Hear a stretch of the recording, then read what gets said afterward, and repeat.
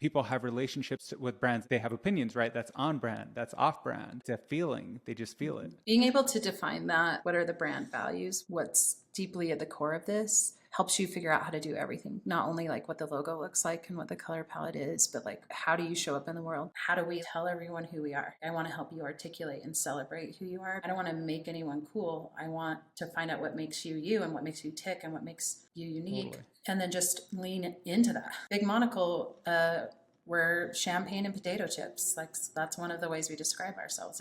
It's like highbrow and lowbrow. Like we celebrate the spectrum. As long as it's good. Like potato chips are amazing and champagne's amazing. And not everything has to be champagne and caviar and oysters. Welcome everyone to the OG Pod. Today I have Amy Stellhorn, who is the founder and CEO of Big Monocle, an award-winning brand agency.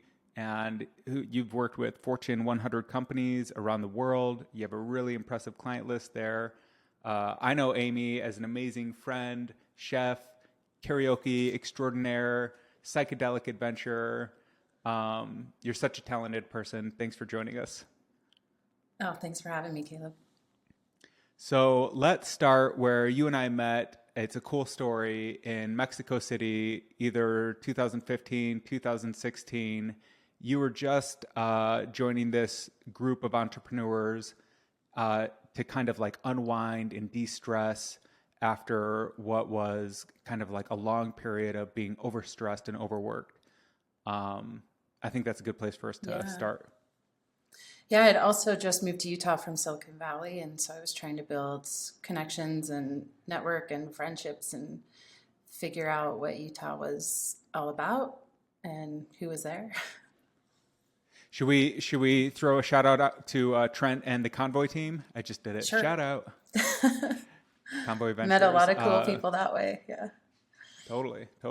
So we were in Mexico City, and what was cool about that trip is everyone got a little bit of time to do one-on-ones with each other. And one of the things that stood out to me was just that you were very much open to new things, open to new experiences. And you seemed like at that point in your life, you were very, the word sensitive comes to mind, but just like open is a better word. Is that accurate? I think so. I had just moved to Utah from the Bay Area and was deconstructing my faith, like deconstructing religion, and was just wondering how the world worked and what was out there and what I don't know what I could do. And I mean, in Mexico City, we were thrust into a wrestling ring. Scorpions. Like, if we want to talk about being lucha open. Libras. Running the ropes at the almost lucha getting libre. naked and arrested. Oh, no. That's right. It was a good time. God bless Scott Paul. God bless him. Yeah. But yeah. I mean, travel is such a great way to open your mind to new experiences, and you really get a different connection with somebody, just like when you share a meal with them, which I've had the pleasure of doing with you in your home many times, and I can attest at your prowess in the kitchen. And I love your attitude towards things. Everything, you take a lot of pride and joy in aesthetics, I feel. And I think that's what makes your brand agency so successful. I actually had a Vedic astrology reading this fall in India. And I brought up the high, like I do have good taste and I have high standards for how I want things to be in my life and for my clients and even, for my own skills. And what I'm working on right now is being more gentle with myself and more gentle with everything in the way of the world. My mantra for 2023 is piano, piano, just slowly, slowly, gently, gently. And I asked about, kind of this way of being kinder and gentler to myself. And he said, I said, I can have high standards. And he said, no. And this priest doesn't know me. He just was reading my chart. And he said, I forget the phrase he said, but it was like, it's impossible, or it's like, it's beyond impossible or something, this standard that I have. So I think it's part of what makes me good at what I do, and but also, that informs where I was coming from and where I'm going. Like always One of trying to the be things, the good girl, always trying, in church, trying to get the gold star. Um, yeah, well, but I it means think I'm that good at food.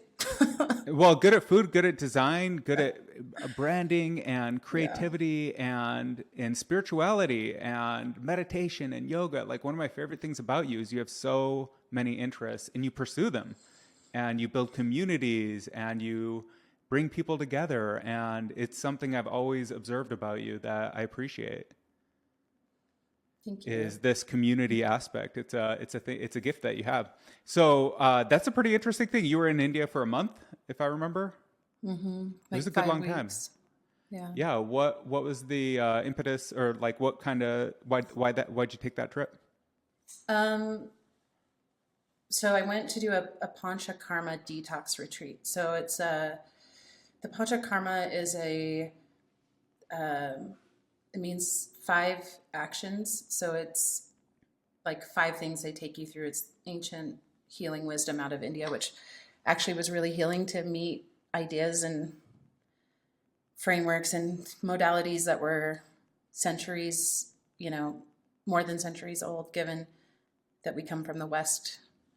the west coast of America, And where from a everything's bubble relatively within the young. West. Yeah, where everything is very young. So uh, it's a process in which um, you first like let go of a lot of toxins in your body. So you spend about 2 weeks detoxing, and then 2 weeks building you back up. How And do you then detox? Is it like sweat lodges and any kind of like medicines, or how do you it's detox? really gnarly. It's very medical. So the intake procedure was like meeting with a doctor in the West. Like, what's your medical history? What medicines are you taking? What ailments are we focusing on? For me, it was I just really went for a reboot of my whole system, and I've created some space in my business where I can take a month off. So it just felt Impressive. like a good time to do that. Yes, which I'm very proud of. We can talk about that. Totally. But the detox, you end up drinking ghee. Like, do you know what ghee is? Like It's a butter? clarified butter. Mm-hmm. So I've cooked with medicinal it, but ghee. I didn't know that it was people took it as any kind of a healing thing or. Yeah, in Ayurvedic medicine, it's one of their big tools. Almost everything has ghee in it, and you drink it for a series of days until it's coming out of your pores, until they rub their fingernail on your hand or on your skin and ghee comes off till your eyes are yellow. Wow. You have this like ghee Wow. glow until you're almost like you can't tolerate it anymore. They kind of flood you with Wow. ghee, like progressive amounts of ghee, and it's pretty much all you eat in a day, but it is able to penetrate um, every level of your cells into your bones and your blood, Mm-hmm. your tissue, and then you have to bring it all back out. So it was really beautiful because the center I was at is 4th generation Ayurvedic medicine. I think it's 400 years in the making. So it's this really ancient forest where they harvest all the medicine there and they make it there. And the pharmacy is, it would be just, it's a little bit scary coming from the West, but it's like how they've Mm-hmm. been doing it forever. And the efficacy at this center is like 30% better than any other program, large part because the medicine's coming right from the land and they're making it right there. They're not buying pharmaceutical And this was a ghee solo from trip, right? somewhere. You just went I off went into the with, world. Oh, did you I go took my with best people? friend. Yeah, one of my best friends, Okay. Zina. Okay, good. Very good. Yeah. So we went together, which was good. It was very good to have her there. So you're drinking ghee, which is essentially butter, Yes, and clarified butter. clarified butter. And is there any kind of like other parts of this of the ritual Yeah, of so the that's cleansing?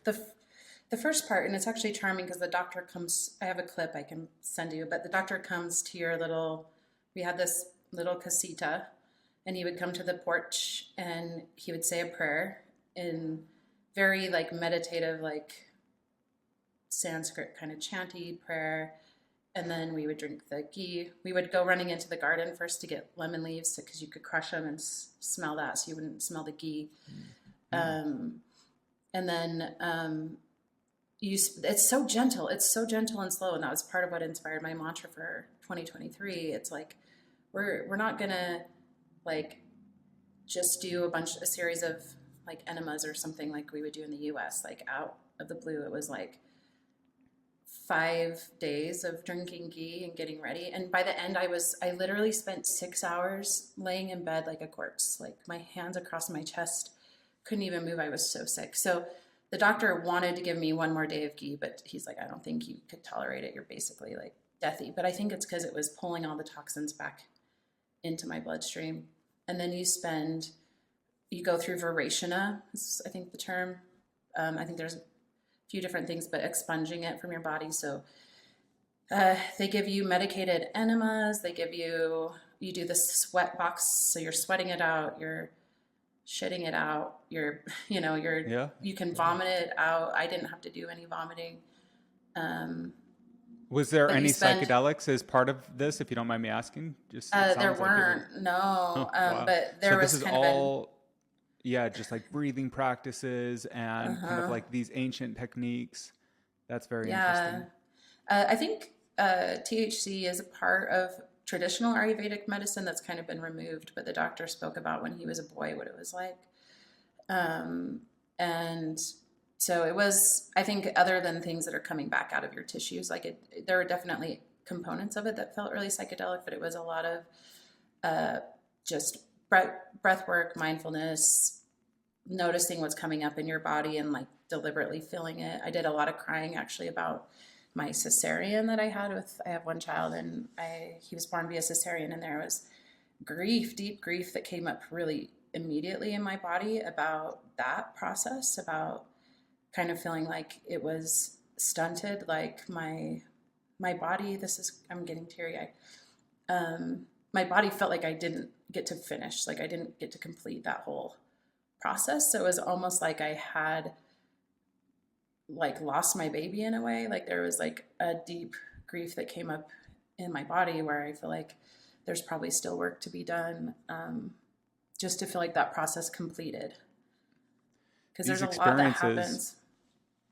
Are so important to get closure on, and when you don't have closure, it's just like some thread is open in your brain and it just becomes background stress and anxiety and pain and suffering. And it's so fortunate and amazing that you were able to go and spend that time to kind of like have some of these types of revelations.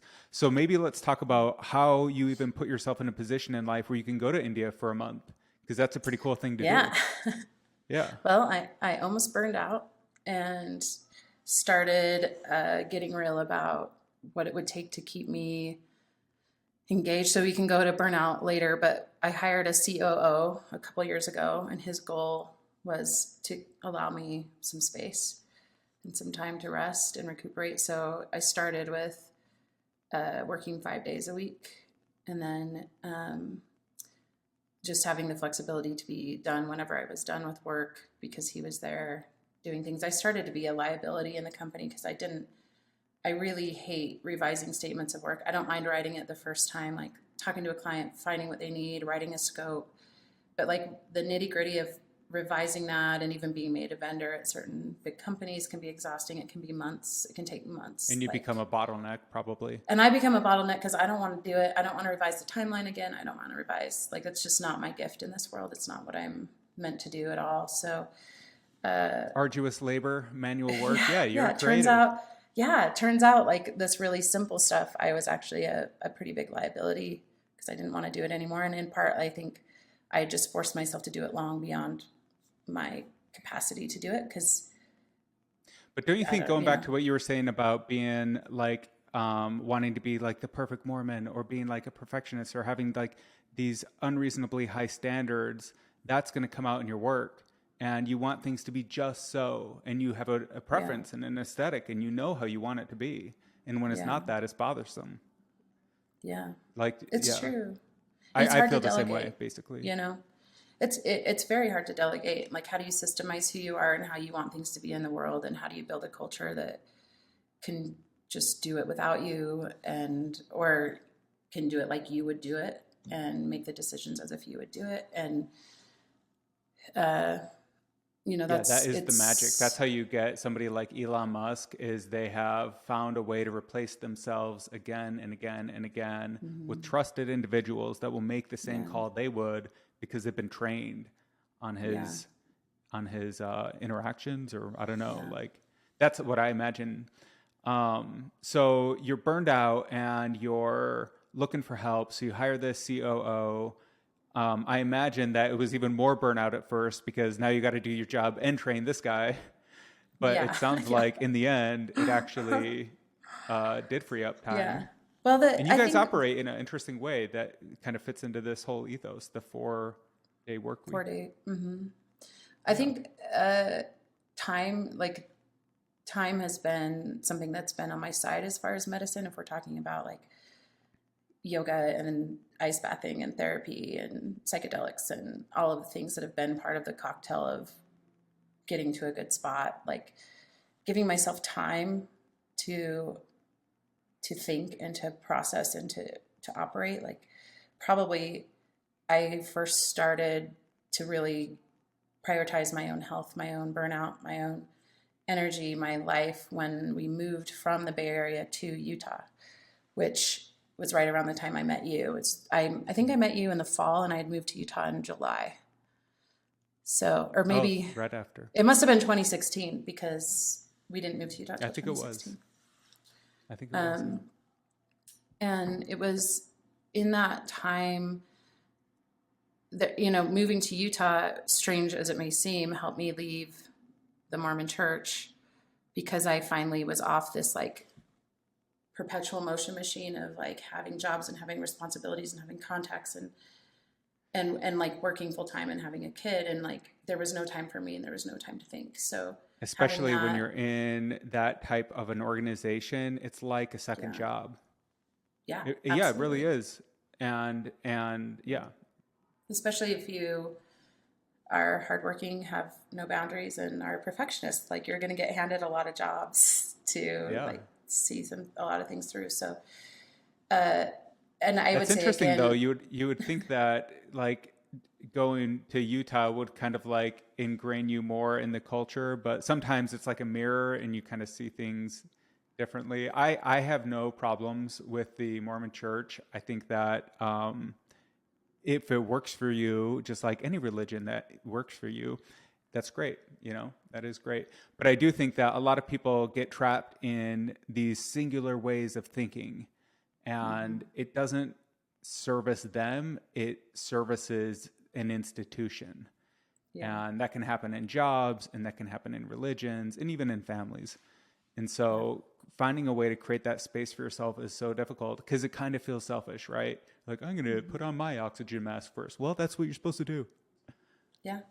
Do you know how much work I had to do to believe that the health of, like, that me taking care of myself would actually serve my family and my company and my clients? Like, years. What kind of work was, like, what kind of work was that? And why do you think that is so hard? Like, because that is a really difficult step for people to take.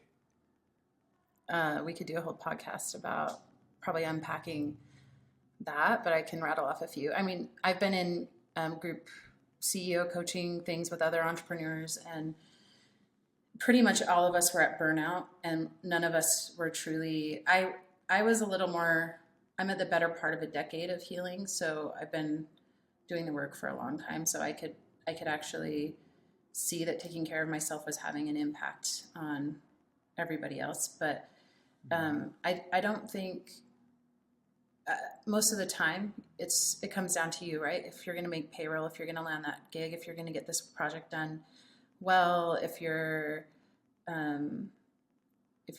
hiring and firing and managing people, if you're being there for your team, if you have a really high demand religion that you're part of and you're also showing up there, if you have a really high demand hobby and you're showing up there, if you're like involved in any communities, like communities, so there can be networking. A lot of demand every direction, and you have to give yourself permission to take care of yourself and to take inventory on that. And then it's deep, it's levels of work. So we could start with codependency. Like, I grew up quite codependent. There's a lot of people pleasing behavior built into me. There's a lot of beliefs that I can give other people peace. Like, that's part of why I burned out so hard, because I thought I could give my clients my peace, and I could give my family my peace, and my parents my peace, and my employees my peace, and my strength, and my, so it's sort of like I had this ability to do hard things, but also this belief that like I could save them. And in fact, for a long time, it was, if you wanted me to do something, you just had to say you needed me. Like, I need you so bad, there's no one else who can do that. Until I did enough work to not be flattered when a client calls because they have a presentation to the CEO and I'm the only person that will do, but it's in a week. Like, now I get upset because I'm like, if this has been on the calendar, when these meetings are coming, how important they are. Like, you just didn't want to do the planning and the time to like hire and pay me for my attention to build this beautifully with you and for you. And now you want me to save the day. And saving the day used to be quite addictive. It is, and because exciting. It just feels great to be needed, actually. And I think that's important for people, is to know that they are needed. Like, man, what kind of a life would that be if you just woke up every day and you're like, nobody needs me? Well, that would kind of be a bad life. Like, you want to put yourself in a position where you actually do have some kind of responsibility. And that, I do think, is part of what gives people purpose. But then it can kind of become malignant in the fact that, one, sometimes you're serving others to avoid your own problems. And so when you do that self-work and you do start introspecting and be like, well, why do I do this? What is going on? And how do I change it? Then, well, you have to face your problems then. And that is uncomfortable. And you can't just like justify it away with like, it's so easy, especially as an entrepreneur, to just give everything to the work and just be like, I'm not going to think about my diet. I'm not going to think about exercise. I'm not going to think about family. I'm not going to think about friends. I'm building the thing, But you got to find a way to like assert balance in all things. But that's, it's an impossible challenge. Well, it's like and a also life quest or something. You have to do inventory enough to know that you're not the victim to what's going on. I wasn't a victim to people not planning ahead for their big meetings. I was getting my worth from being needed and for showing up heroically and training people to help call me for that, right? Like, they're going to call me you train people that way. I'll give them my Christmas break to pull something heroic off that feels so important at the time that we all forgot about. 2 weeks later, it doesn't feel important at all. And in fact, like, the client no longer really values all that work because it's done and they have it, it's a lot of hard lessons in terms of like, how am I creating my reality? How am I owning this? And how am I not a victim to all of it? Well, there's currency in being a victim, and there's emotional support. There's almost nothing wrong with it other than it doesn't solve the problem. And it is like this form of, I do want to say weakness, because the way to really look at situations, even if like you were treated unfairly, totally, there's just no power in that. There's nothing that you can gain in meditating on that thought other than misery. But maybe if you meditate on what kernel, what like small iota, like what thing could I have changed so that this would have been a better outcome or whatever, just gone smoother, then I think that's where you do find the power, and you do find some way to learn. And in that way, there is no loss.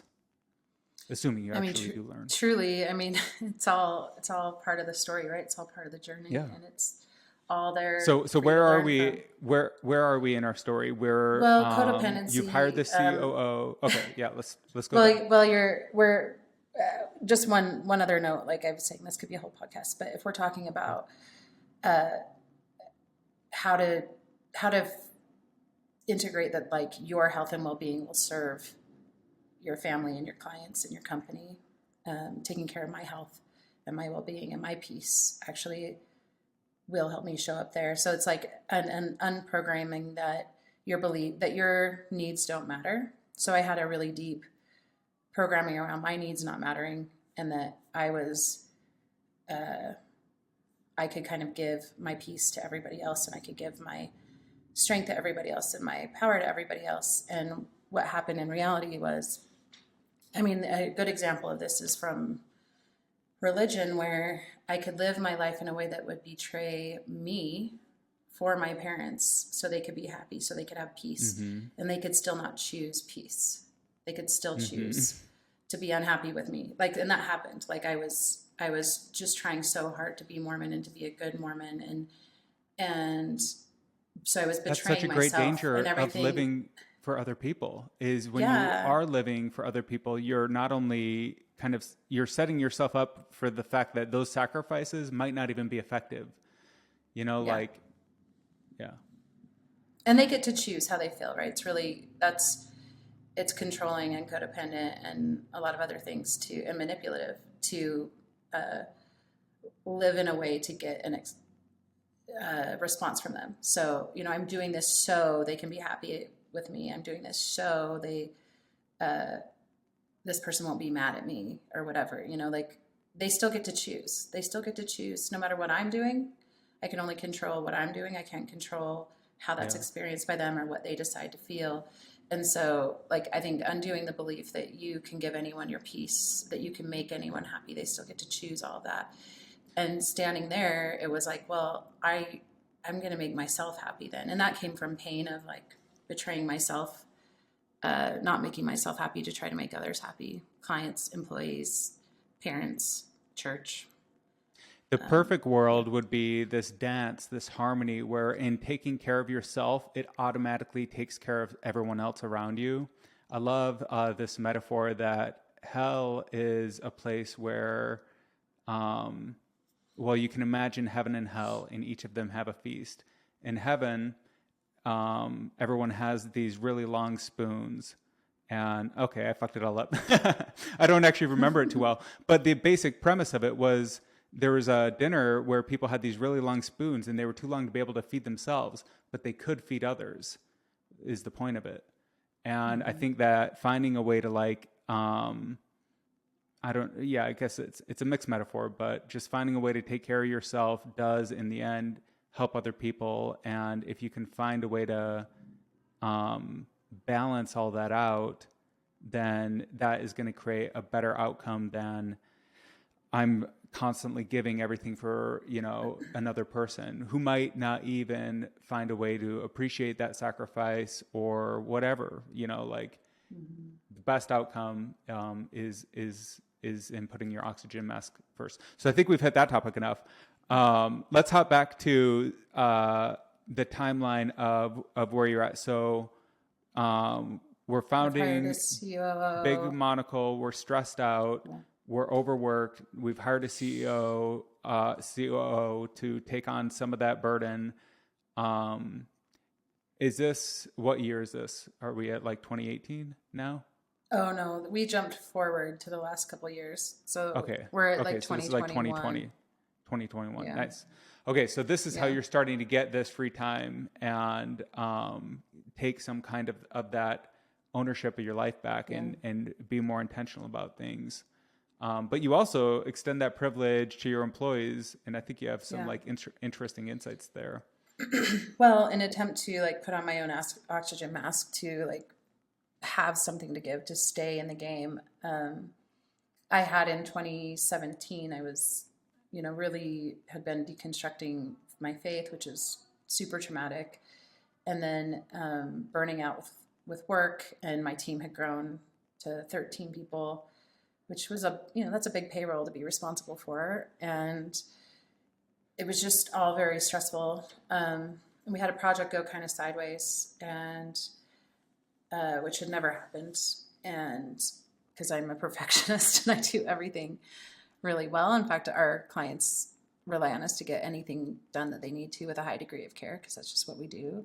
We're all in with our clients. And I realized like, I'm not all in, and I hate the work. And I'm actually not, I'm not loving the work. I'm not loving the clients. I'm not loving my team. I'm just, I'm like going through the motions because I started this thing, and it's, you know, how I take Has care of its my own family, momentum. and it's what I'm doing. And yeah, and like, but I don't know how much longer I can do this. In fact, I literally said that to my husband probably in 2017, like, I don't know how much longer I could do this. And he's like, oh, you're so strong. You're always amazing. You'll be fine.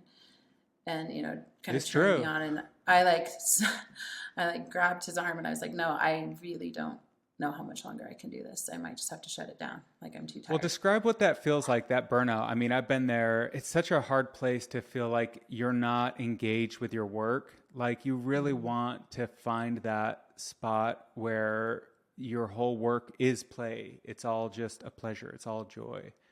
But it's so rare. It's like the impossible thing. And I think people get burned out when they're working for an outcome that doesn't actually arrive. But Yeah. how would you define it? I mean, that's how it felt like. It was like, after this project, after this month, after this thing, we'll have some joy, we'll have some fun, we'll have success. And, you know, I was having success and I was having money, and I was still like waiting for the moment where I could actually enjoy it. So functionally, I did not have the life I wanted because of the business that I was running and because of the way I was running the business. And I mean, that was a huge realization. And then I just got too tired to quite frankly even go on. So I had to figure something else out. And the burnout feeling was one of like, I'm empty. I have like nothing. I'm like a dry well or an empty vessel. There's nothing in here to pour from. Mm-hmm. And then I was so tired. I just didn't have any energy. I was rationing my fucks, if I can say that. Can I say that on this podcast? Oh, you could say anything. Okay. Yeah. Well, I was rationing my fucks, and I hate that feeling. I hated, like, I can only care this much about Good way this to put it. client, or It's a good benchmark. Rationing your fucks. yeah, I like that. yeah. I can only care this much about this project, and only this much about this client, and only Yeah. this much about this person, because I have literally only a few drops, if anything, left, and I'm trying to take care of everything. And in reality, like, you're not doing your best work when you're that empty, and you're not. For any part of it. Yeah, nobody is. And I also realized, like, I actually want, what I want more than anything is to be in love with the work the way I was in my early career. I wanted to be all in. I didn't want to be rationing. I wanted to be just all in. I wanted to, because when you are all in, it feels so good. It's like anything that you're all in on, I bet there's a word for this. Anything that you're all in on, I cut you off. I don't know. What's the word? Like just some entrepreneur's dilemma where you start the thing because you're a creative and you want to do it your way and you have ideas on how to get it done. But then in the success of it, you have to take on all these different roles to make it actually happen, to package and ship the product or call the customer, secure the client, whatever it is.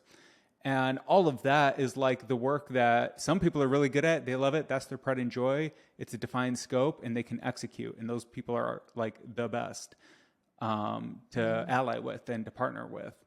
But I think it's really it's hard to find like those people. That's its own job. Everything is just work, you know, like going to the grocery store is work, cleaning the kitchen, everything. And it all takes time and attention and energy.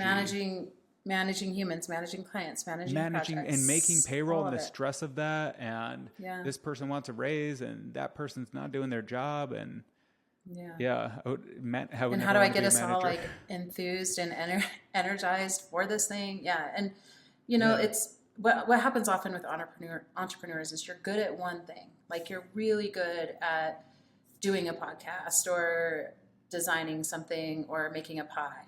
And then you decide to open a business that does that because you're so good at it. And suddenly you've created a job for yourself that's full of things you're not good at all.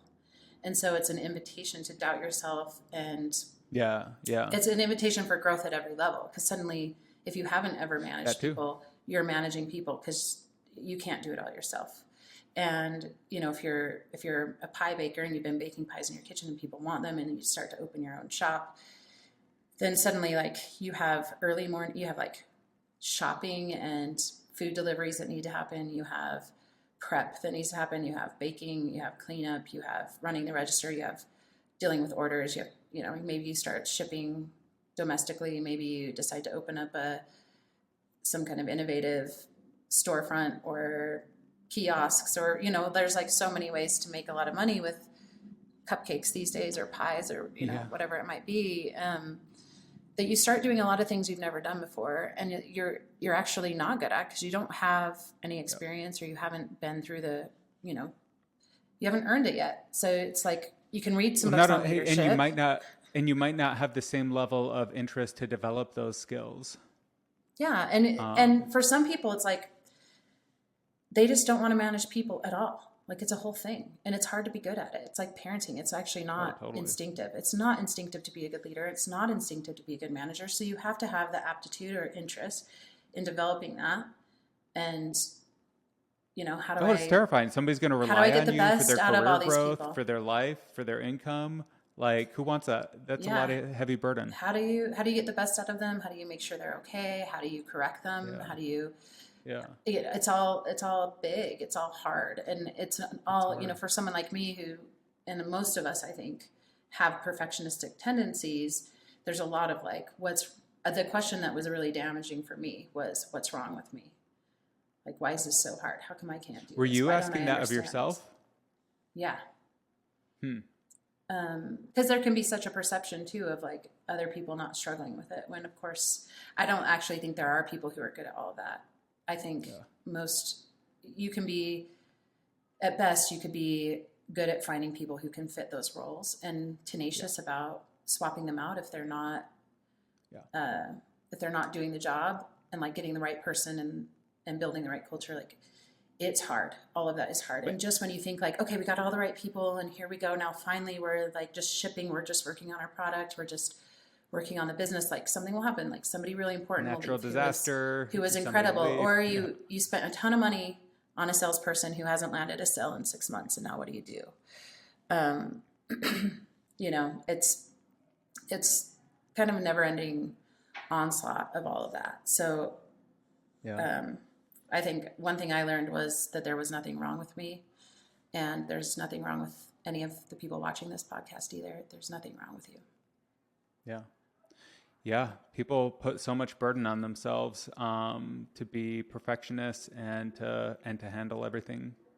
But in what's cool though, in the entrepreneurial field, is if you can push past that and you can break through finding the right people, the right clients, building the flywheel, getting the full rotation of the machine going. So you have this engine. All you got to do is feed it gas. That's where you really start to fly, right? It feels, that's where it gets cool. There's nothing that feels better than that, honestly, right? It's just like one of the best. But that's a breakthrough moment. That's like nobody can really plan for that or know when it's going to happen. It's just comes from consistency over time and pushing past every hurdle. Yeah. So it can seem like that's where the burnout comes, is you're trying to get to that infinite runway and stable life and happy, good vibes for everyone that's in your sphere of influence even, and also responsibility. But damn, hard to get there. Yeah, well, that's why I think how I got to the place I am at right now, which is beautiful, like so beautiful, like totally. Where I just feel like lucky to be doing everything I'm doing and living the life I'm living, is through deciding that I wanted it that way. Like, okay, I'm not willing to grind anymore. I'm not willing to suffer. I'm not willing to hate my life, or like be waiting for some magical day in the future when I could actually enjoy my life because of all the work I've been doing. I wanted to enjoy it now, which helped be this guiding star of like, okay, now I know what things to work on so that I can actually get there, so that I can actually like build this life that I want and be living this life I want now, not suffering and grinding and holding on for that day when I retire, and then I can use the money I made in this window to like enjoy my life. So you're saying that the roadmap came from looking at the future and being like, one day when I arrive, this will be the thing. No, you got to work on all that today. Like, that is your action items for the day. Is that what you're saying? Yeah. I mean, I just hated it so much. I couldn't go on if I wanted to, it kind of became to that. That's why I hired someone to help like operationalize everything, because I couldn't do it anymore. It wasn't even an option. I couldn't just grind anymore. I couldn't push through with just my sheer will. I had to change something, or I wasn't going to be in the game anymore. I was it's almost literally like you fantasizing have like about bagging groceries. So Yeah, it's almost like you have, well, just I get that doing something totally different. It's, yeah. but like it's almost like you were talking about, is your cup full? Is your cup empty? Well, it's Hmm. definitely going to be always empty if you have like this arrival mentality that Yeah. like one day, and I'm like the guiltiest, the worst at this, um, that one day it'll all be, worth it. One day it'll all be better.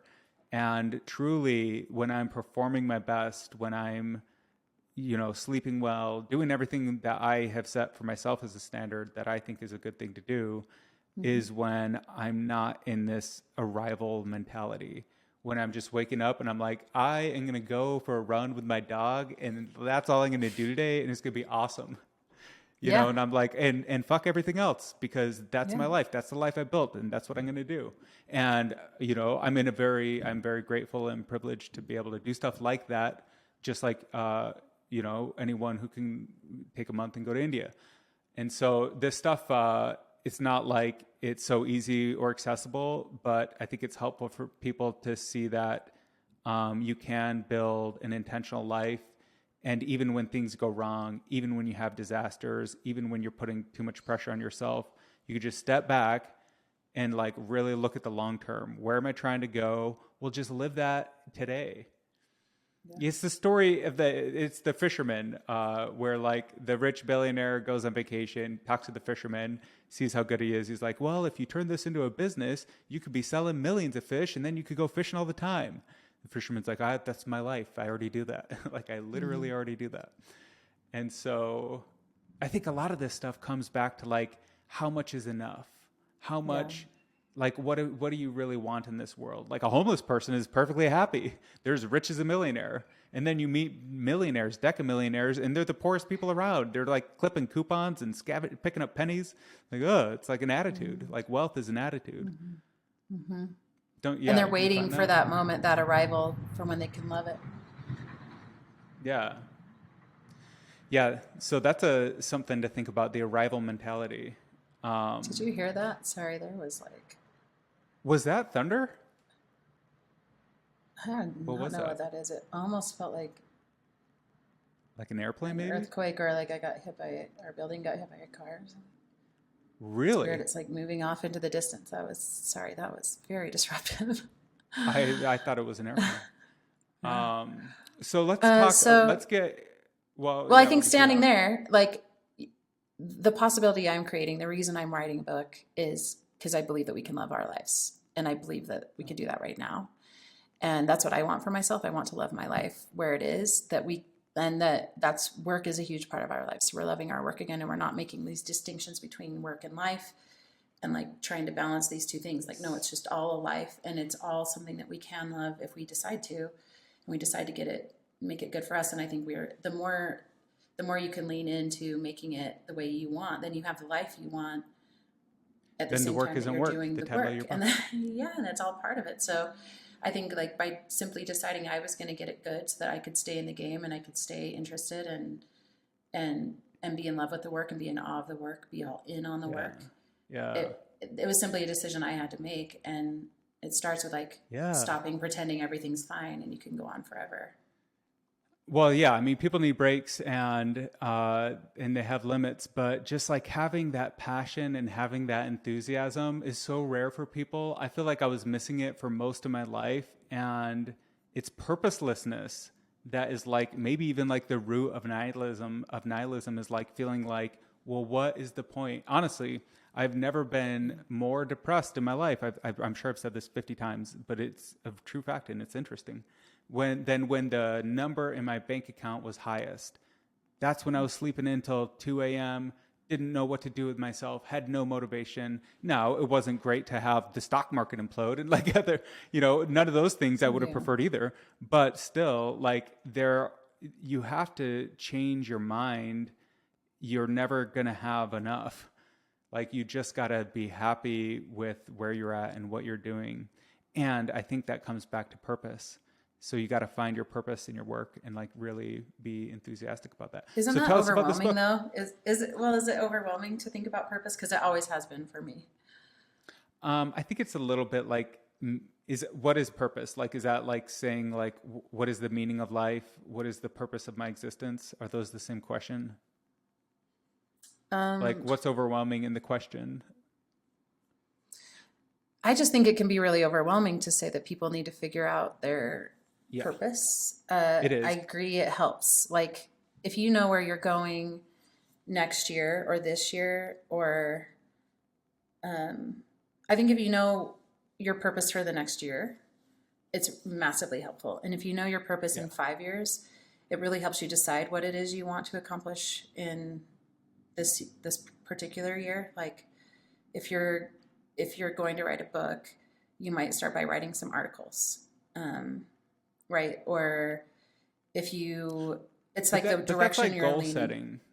That's like goal setting. I mean, I think that's obviously very important stuff to do. Yeah. When I think of purpose, I almost think you got to start at your deathbed. Who's there? First of all, who's in the room? Are you alone or are there people? If they're people, who are they? Are they your friends or are they your family? If they're your family, how did they get to be your family? Like, and then you just Right. start like deconstructing How'd you get those through kids? the decades. Yeah. How did you get those kids? Like, you'd have to probably have a date to have a kid, right? But yeah, That's you start really, yeah. deconstructing. That's Yeah. interesting because we often do this as a brand exercise. We have them, we usually kick off Yeah. with death. So I'll have them write an obituary to the project or the brand or the company or whatever it is we're working on. We were talking about that. And yeah, when you write the obituary, it starts to reveal what's really important in the initiative. Yes. Fast forwarding to the end. So I was just saying, I think it's hard to know what your purpose is. I think, but maybe that question is a little loaded for me because I kind of have a short-term view of that right now. Well, I think it's hard. It's like asking a kid what they want to be when they grow up. It's like, fuck if I know. Like, I'm a kid, Yeah. like I have no idea. Yeah, it's like, why? But I think I can ask myself today. I think it's good to do that exercise. Some people have it concretely visualized. They know they want to be mayor and then governor and then president. Like, or whatever it is. They want those kinds of goals and they can set those kind of goals. But for me, I think a similar thing of being in purpose is what makes my heart beat. Like, That's a great question. Yeah, what is it that I want to experience feel alive? right now?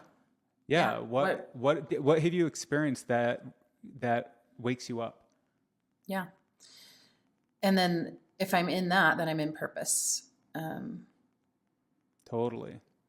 And so once you have some of the, do you have any other questions? Because that was a really good one. Like, how else do people Purpose. define purpose? Yeah. Oh, I don't, Yeah, like maybe your gentle listeners won't have any stress about the word purpose. I just brought it up because I feel like I it's think it's overwhelming important to me. I think everyone struggles with this. Yeah, I think discovering like what's your unique ability, what is it that because we've talked about how to really be living a great life, you kind of have to be in your highest potential. You have to be operating in your place of unique ability. What is it that you're uniquely good at? And that if you want to make a living out of it, like that people will pay you for. And, anyone who's seen American Idol knows that you can love something and not be good at it. You can love singing and suck at it. So you kind of have to be realistic about the things you love and as well as like what you're actually good at them. And what people are eager and willing to pay you for. And doing what you love. So I think it's a beautiful process of self-approval, self-permission. It's really nice to get some feedback from other people about what you're really good at. I went through that process a couple of years ago. I emailed my clients and people close to me and asked them what I was uniquely good at. That would be such valuable feedback, actually, because so often people see us in one light that we don't see ourselves. And it's very difficult to see yourself in the way that others see you. And that's all your blind spots are the ways that others see you that you don't see yourself. Yeah. Or even not even, sometimes you don't know how good you are at certain things because it's just your way of being in the world. It's just, I've had people just stare at me and say, do you even know what it's like to be you? And I'm like, no, I actually don't know. don't or know. or to struggle with this thing that comes so Yeah. easy to you, you know. Yeah.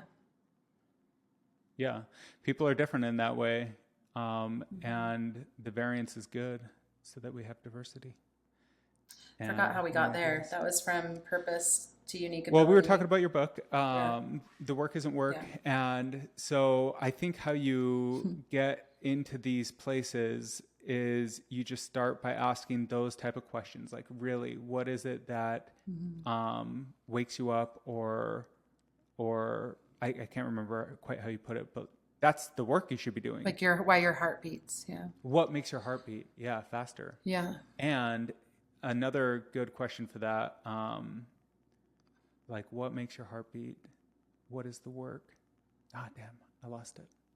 But I think it all comes back to intentional life design. And you don't want to wake up. You're going to wake up tomorrow and be a decade older, and then the next day you're going to be dead. So that's just going to happen. Hey, right? Like now it's time for Billy Joel and Vienna. Yeah, My yeah, favorite that's thing. true. Because you can get what you Wait, want, tell or you us can about just Billy get Joel old. and Vienna. Oh yeah. What are the you lyrics can- of that? That's so good. And then we got to so also talk good. about these retreats, because the Yeah. creative vibe that you set there, I think, is something that people should know about, and your process and how you. Yeah.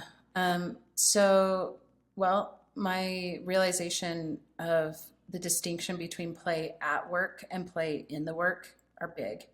I think in the early days of Big Monocle, I wanted to have some play. I wanted to feel alive. I didn't want to just grind, but I didn't really know how. And these were the days of like early Google, maybe not super early Google, but like when companies were first like putting ping pong tables in the kitchens and offering bikes and having meals and like all this stuff. So I was also like buying lunch for we were downtown Redwood City, and I was buying lunch every day for my team, and like we were playing games for little breaks to try to energize us. And looking back, it's kind of cringy because it's so misses the point of it's like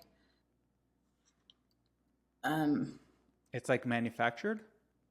yeah, it's play at work instead of play in the work, right? So it's like trying to offset the shit of work with a little bit of fun, a little bit of free lunch, a little ping pong to like energize us so we can go back to the grind instead of making the work play, like playing in the work. So you're not grinding to begin with, so that you're having fun to begin with. And one of the reasons we write an obituary at the beginning of a project is you're writing copy and you're distilling ideas and you're naming things without knowing you're even working on it. So it's very It's a very playful way to work on copy. So all of a sudden, in 10 minutes, you've generated 12 different blocks of copy that.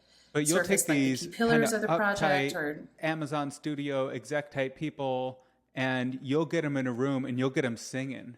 You'll get them dancing, you'll get them moving. And I think that you're doing that, and maybe you can talk more about some of the ways that you do this, but I think the way that you're doing that is to open up everyone's mind and to get the juices going. Yeah, and just to get like in a sharing, playful, mood.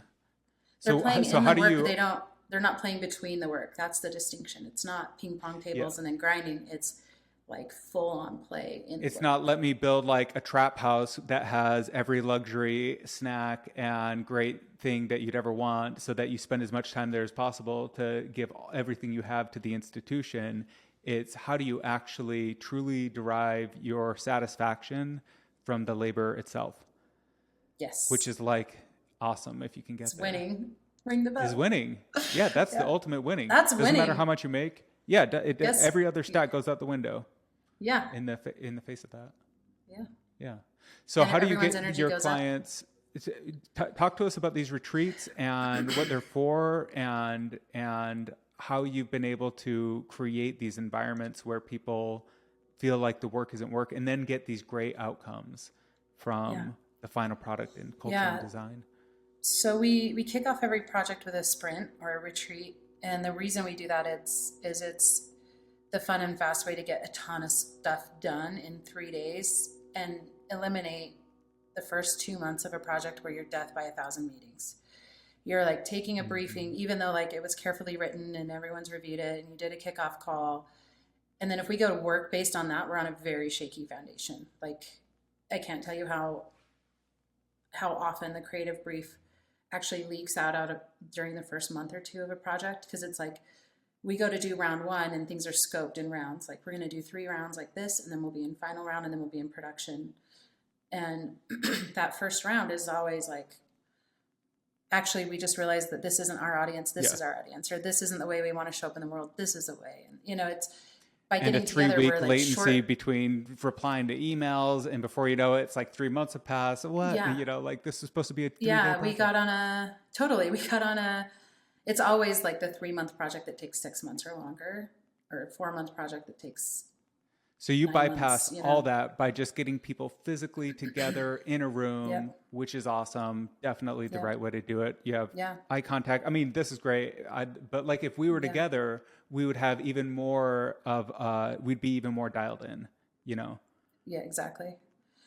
And people today don't want to, they think they don't have time to do something like that, and like initially, but the reality is we don't have time not to do it like that. And you do have to pay the price of insane attention, which is one of our values at Big Monocle. Like, I don't want to do this if I can't put insane attention on that. And that means that we're all there and we're off our phones. And, you know, there's no phone rules at the sprint.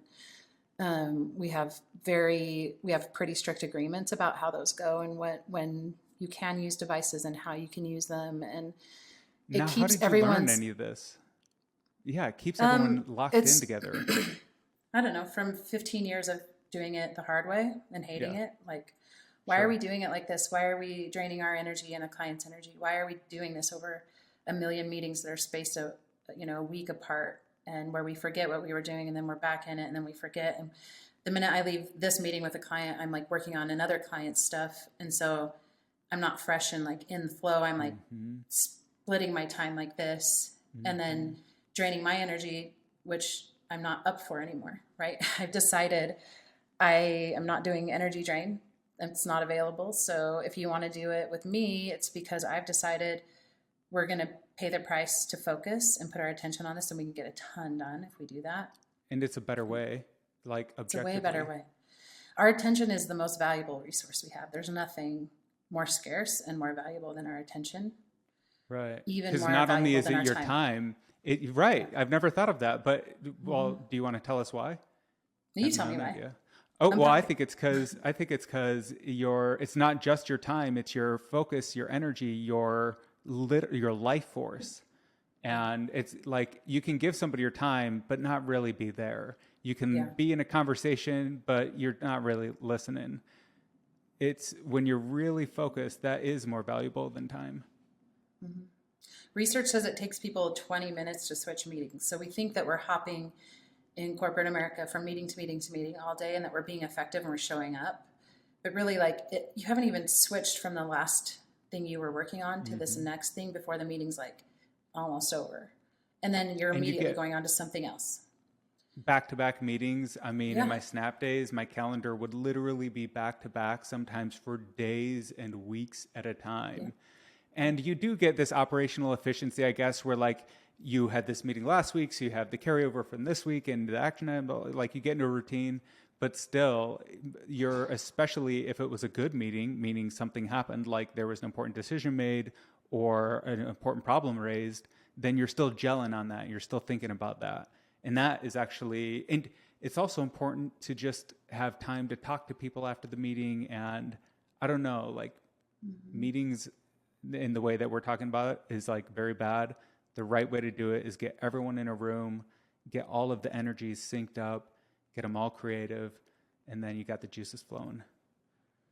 And if you have two teams that now know, like, and trust each other, you've looked into each other's eyes. You've had the opportunity to disagree for a couple days over certain directions or certain things, and that's what we want.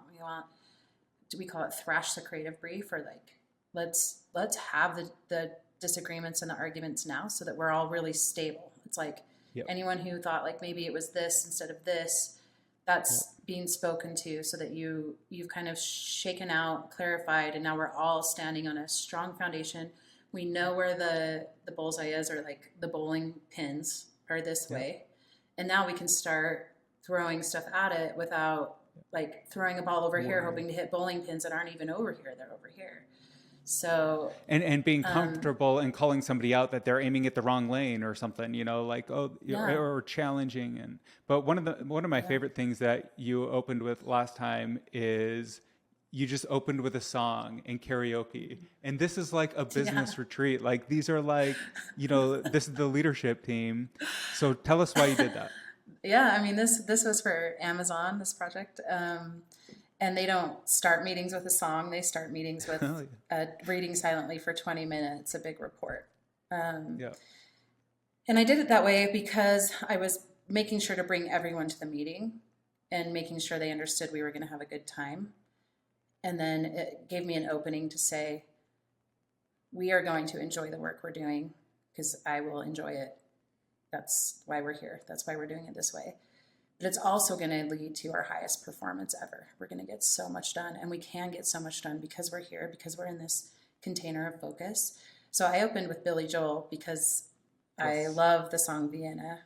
The lyric that I love is, and you know that when the truth is told, you can get what you want, or you can just get old. You're gonna kick off before you even get halfway through.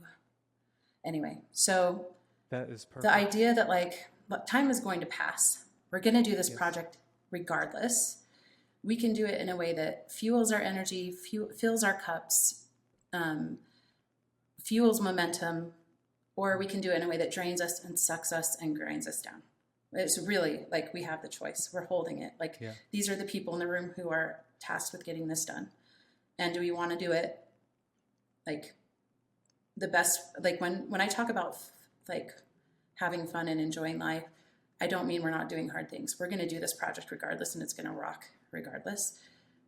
But are we going to enjoy the process? Are we going to enjoy the output? Are we going to bring our best thinking to it? Or are we going to grind it and make it like a punishing task because that somehow means that we're working because we're suffering? Like, I actually can keep people working so long. Like, we start at 9 and we usually don't wrap till 10.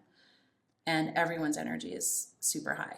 So like, we are satisfied, tired at the end of that. We are like, that's a day. You could never do that in an office building. You can't do it there. And everyone gets too tired. You just can't keep your energy up. So by making it fun and play and in the right kind of destination and space and place, suddenly like you can go longer, you can have more discussions, you can do more work, you can thrash things harder. Because you're not draining the cup. Yeah. And I love you're what you said. satisfied and ready to do it again. Yes. That is the key word, is you're not flopping into the bed at the end of the night being like, oh, that was such a hard day. I'm just glad it's over. I'm glad. And, I've had a million days like that. But I've also had a very few very satisfying days where I feel like I'm exhausted. I'm going to fall asleep in 2 seconds. And it's because that was everything I had that day. Like, I just couldn't do anything better than I did. And you're excited and ready to do it again the next day. Yes. Like, that's how it feels. Yes, totally. Yeah. So, but another reason I asked that question was, I just think it's important that one of the things that I can appreciate about a session like this is you're creating the same vibe for everyone. And music is going to do that. It's going to get everyone in the same place. And it's also very vulnerable to sing karaoke. It's something, and to dance and to move. These are things that people aren't very comfortable doing, especially in front of their coworkers. And I think that really sets the right stage for creativity and openness and ideas and getting into that flow. Yeah. So creation, I love that you do that. Creation, also perfection. If we're talking about, we started talking about perfection, and we can come back to it a lot because perfection is grind. Perfection is punishing. Perfection is suffering. It stops creativity. It shuts things down. If you're sitting in front of the blank page, whether you're going to write or paint or draw or storyboard or write a screenplay or whatever it is you're doing, and you only want good, perfect things to come out, you actually stifle all of your creativity. Like, nothing beautiful can come out when you sit with that. So also at sprints, I almost remove, you can't be perfect. Like we're talking zero fidelity prototyping. We're talking, giving people 5 minutes to write an obituary to the project. We're talking quantity over quality at every step of the way. So like if we're sketching logos, which I make everyone at the sprint do it, whether like none of them are creative, usually none of our clients, they hired us to do that, but I'm still going to make them sketch, and it's a quantity over quality contest because I want to see almost like replicating AI, like before we could go to, Chat GPT or Dolly or something to generate logos. And we can use that tool for things like that, but it's like, let's just do as much as we can. Because if you hold back proliferation for of perfection, ideas. Nothing can come out. So especially not your most beautiful things. Like the first things that come out are going to be safe and try and like seen before, and they're going to make sense in your head. So I push people on and give you impossible standards so that there is no expectation of perfection. If I gave you a whole day to write an obituary and then you had to come back and share it, that would be terrifying because it has to be good. Spend so much time on it. I give you 5 minutes, doesn't matter. Like, I'm happy to go first. I'm happy to share how bad mine is. Inevitably, most of what we end up creating is really good. And we make it that way all along the way. So there is no, the name of the game is to be in creation and in motion and generating and creating, and not to be in perfection and not to be in grind. And I think that's such a salient point that if you did give them the whole day to write a brief or come up with a logo, they would be sitting there perfecting it. They would be like worried about like the border radius or the color. No, like just give me the shape. I just want the form of something. Give me the idea, the rough idea, the outline. We'll perfect it later. We're going to get there. Like, right. It's right. going to, but not right now. And not, but so not so part of what you're doing in this exercise, at least from my perspective, is idea generation, and that's really useful for just getting everyone aligned. But what's more useful, and I think is the undertone to everything, is that you actually are creating the culture and the brand through the interactions with all the people in the room. And if it's a startup, I think that's like especially important because they have no culture. And if it's an established company, I also think it's important because they don't have their culture well defined. If it is defined, it's propaganda that somebody wrote 10 years ago that people just, I don't know, like there's a lot of value in just interacting at the same level with people. You're going to get aligned. Yeah. Through music and through art and through creativity and ideas and discussion, all that stuff. So what are some of the other things, like you guys do dinners, you're in this really beautiful environment, like all of this stuff, it contributes to the vibe, I think.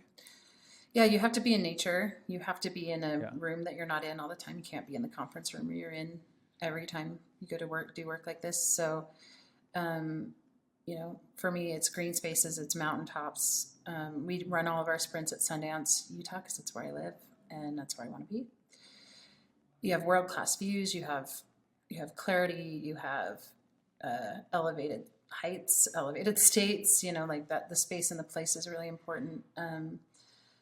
The word that keeps coming to mind is psychedelic, set and setting.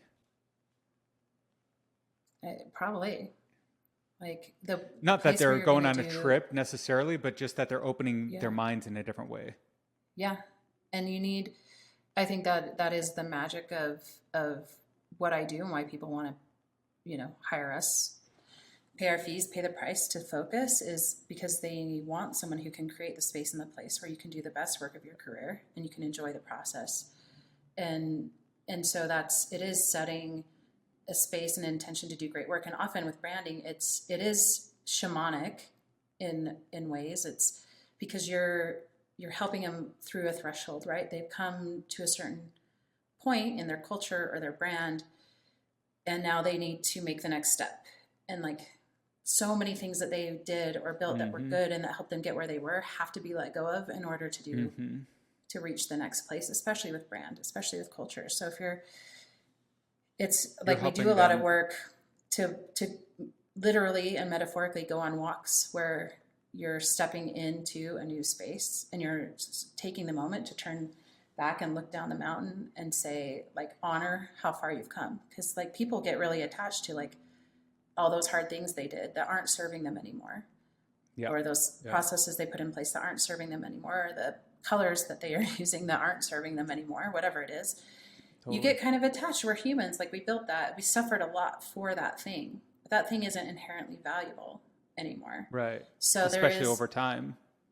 a real Things shamanic change. process. If you've ever tried to do a logo for a startup that had one, and the CEO wasn't in the logo sprint, which I've done this, or in the logo process, and then you bring them things and they're like, they can't even pick because they weren't part of the whole process and the ritual of letting go of the past and honoring the work it was, and like clearly saying, yeah, we want to let those things go so that we can take this lap. Then now they're ready for new, and they're ready to build on that, to take the next lap, to step into that. So I had a friend oh, please continue. call my process like it's like a shamanic ritual for your brand, and I think it is. Totally. And I think people need to do something like that to appreciate how that can open their mind up.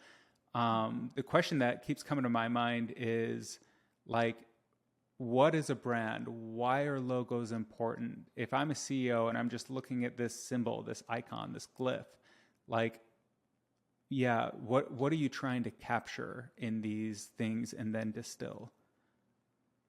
Well, a brand is, if you're a CEO and you're looking at your balance sheet, it's an intangible asset on your balance sheet. So a really powerful brand can actually make you money. If you think about, if we want to decide to talk about Zappos, they made what was it? An extra 20 million for the culture, an extra 20 million for the brand. Like it's like something that can actually, it's not a tangible asset, but it adds money to your bottom line. It's actually where the majority of like Coca-Cola and a lot of other brands get their Snapchat, their like value. Daily users aside, it's that there's tremendous brand value. Yeah, tremendous brand value. And what is a brand though? Like it's a gut feeling. Right. So a brand is not a logo, and it's not a color palette, and it's not any one thing that a company is doing, but it's the symphony. It's like it's the combination of all those things. So it's the logo and the color palette and the sound and the music and the photography and the film and the activities. Like, what kind of events are they doing? What are they doing to support the brand? And it's the packaging. It's the concert of all the things together is a brand, but it's formed in an individual's gut. So because you have a relationship to a brand. Yeah. So it's what I like. A brand is what you say it is. It's what I say it is in my gut. And we've talked about branding before. So we've talked about brands that I might love that you might hate, or that, that somebody would have a lot of affinity for and I dislike greatly or don't care about. And when we're working on branding, we're trying to influence the customer's perception through all the things we're doing, through all the brand activities, through advertising and marketing and logos and colors and sound and events and packaging. And we're trying to help them feel the brand in surround sound, social media, podcasts. I think that's the commercial end, where you're trying to capture like the company's values and the mission statement and ethos and everything in this symbol. And we call that a logo, and it's got a color guide. But I think the intangible part that is irreplicable, or it's intangible, is the relationships that people have to brands. Just like you're saying, like maybe I really like Nike, maybe you really like Adidas. Who knows why that is? But people have relationships with brands, and that's why they can tell when something is, they have opinions, right? That's on brand, that's off brand, and it's a feeling. They just feel it. And so that's a really creative and powerful space to be operating in, because it is so undefined. Being able to define that, like, what are the brand values? Like, what's deeply at the core of this, helps you figure out how to do everything. Not only like what the logo looks like and what the color palette is, but like how do you show up in the world? Do you go to trade shows? If you go to trade shows, what kinds of things do you do there? What kind of giveaway would you give a client? What kind of what kind of event would you host? Suddenly it starts to guide everything because you have these values really clearly defined. It starts to steer everything, and everyone's job gets easier because it's either a really easy yes or no on all the behaviors. Do we package this thing in, really elaborate ways, or would that be off brand for some reason? Like, oh, it might be really off brand because we're all about simplicity or ease or sustainability or, whatever. Or, oh, we're really about premium and people really want the highest quality unboxing experience. And so you don't want to send something that's too understated to, it starts to help you figure out how to show up in the world and how it all goes when you've clearly articulated what those values are. And then it also helps the leaders make, and everyone involved in the organization, make better decisions, because they can relate that back to a mission and values, and all of that is encompassed in a feeling.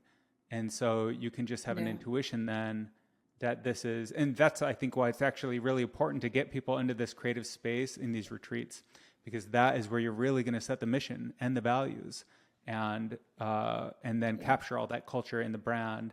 And the last step that you're actually getting paid for is the packaging and, the pixels on the screen. But that's like, what's that saying about if you want to chop down a tree, most of the work is sharpening the axe. Yeah. And so you do all that stuff to get to the logo, to get to the pixels. But really, you couldn't have got to the right logo and the right pixels without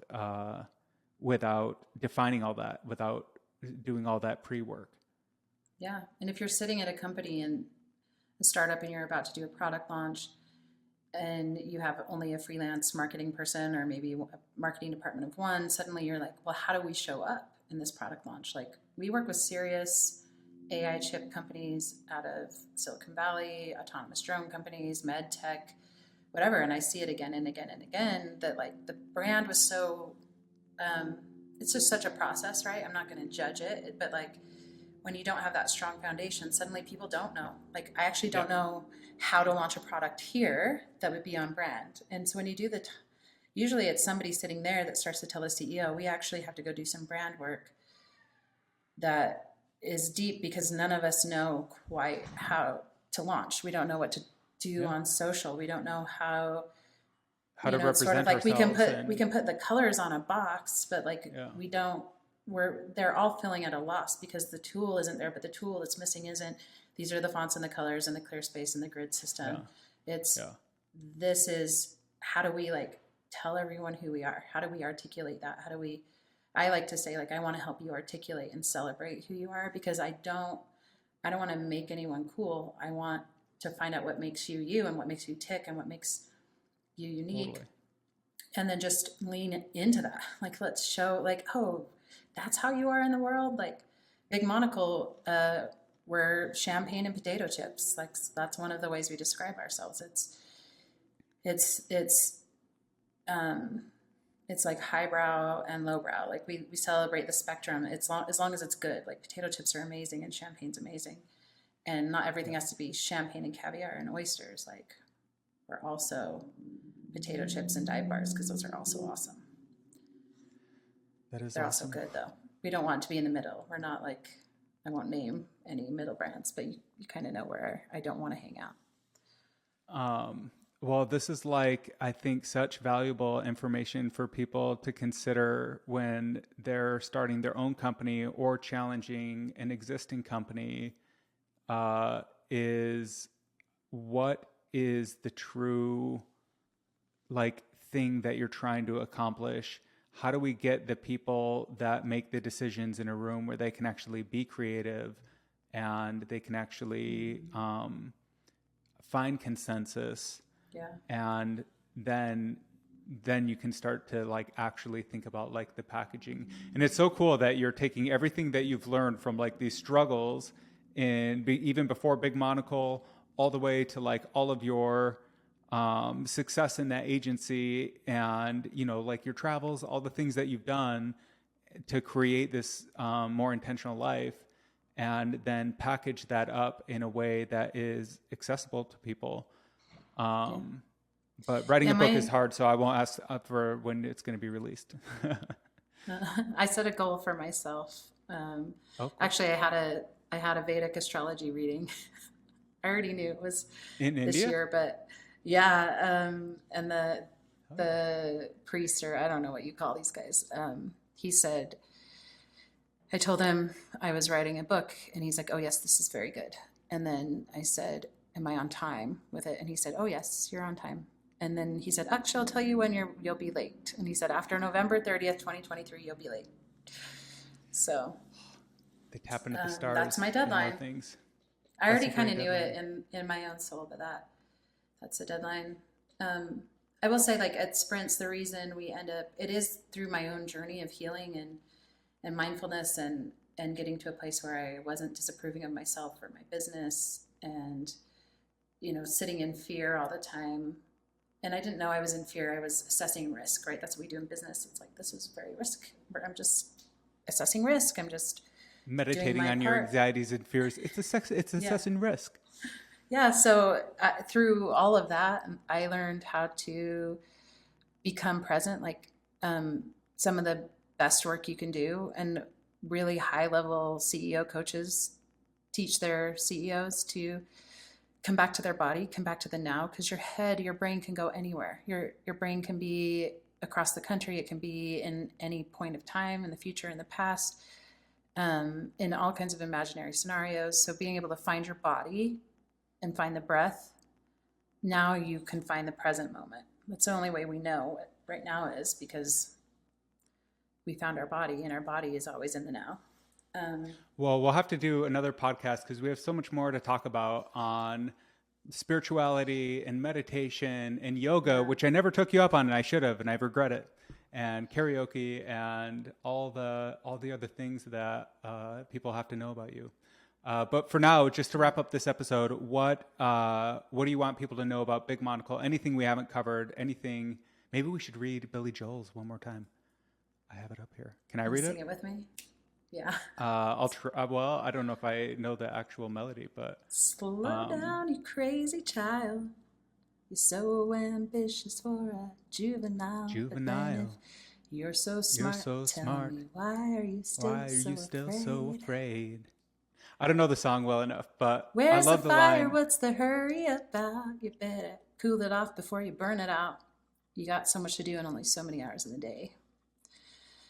But you know that when the truth is told, you can get what you want, or you can just get old. So I think that's really like what I'm excited about, is that I figured out how to, you know, if we're going to do the project anyway, if we're going to get old anyway, if I'm going to spend the hours at work anyway, I may as well make them good. I may as well love it. The work isn't work. The work's not work, it's play. All right, Amy, you're one of my favorite people. I'm so lucky to have you in my life. Yeah. Thank you for sharing with us, and we should absolutely do it again. Absolutely, Caleb. I'd be stoked.